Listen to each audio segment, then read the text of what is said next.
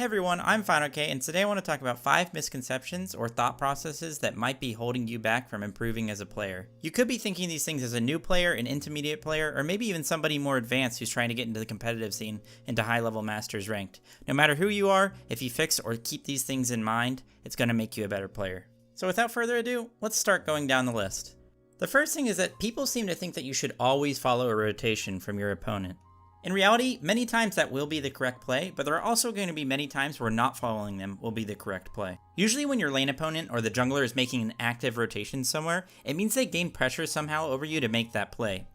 If you're always following them around, you'll always be reacting to what they want to do instead of what you want to do. Sometimes it's actually better to make your team very aware of the rotation, either through VGS or communication somehow, so that your team doesn't play into it, and then you can punish the opponent for misrotating by taking a buff, pushing waves into tower. And what happens is that you're going to immediately reverse the pressure on them so that you can proactively rotate yourself. The second thing that people seem to get wrong is that they think that they should always kill the tower in the early game.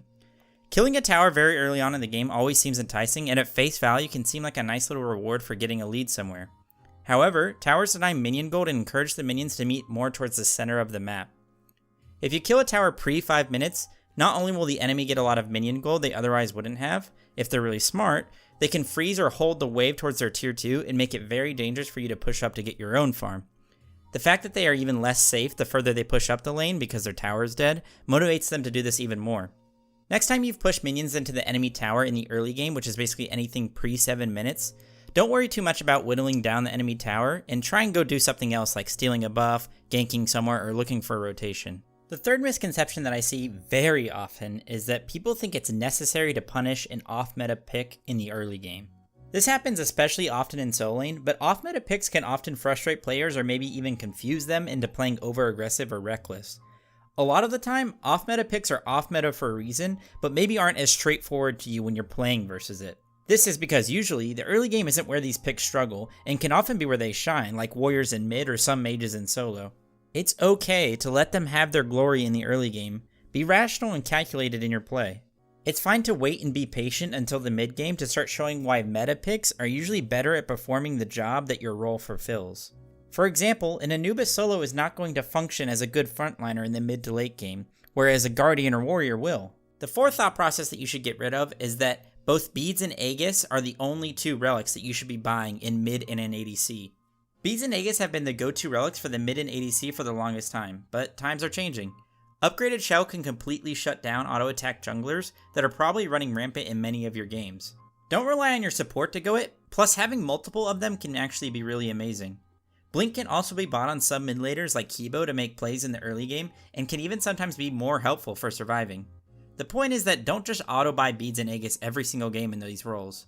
Your selection actually might be more diverse upon further thought. And the final misconception that people have is that they think that every death is the same. I'll be the first to tell you that every death is not the same. Someone dying after getting a proxy off and stealing a back camp is not the same as dying in the middle of the lane because they got out traded will now lose lots of XP and gold. The support dying while slowing down the enemy team on Gold Fury and attempting to steal it when behind is not the same as accidentally getting picked before an important team fight. Some deaths are necessary and some deaths are a byproduct of making aggressive, worthwhile plays. It isn't helpful to be hypercritical of deaths in the middle of a game, so instead of getting tilted or thinking about whether it was a mistake, think about the next step and what the plan is to do after it. Don't fall into that trap of being an only KDA player. Now before any of you come crying to me that you have players inting into towers, or your mid laner bot teleport, or that your solo laner never follows the rotation that the enemy solo laner makes, the point of this list is to show that Smite has a lot of nuance to it. When it comes to strategies especially, one size does not fit all, and there are many decisions you have to make throughout a game. The more comfortable you become with these decisions and have the knowledge and experience to back them up, the more games you will win and the better you will become as a player. Thanks for watching, guys.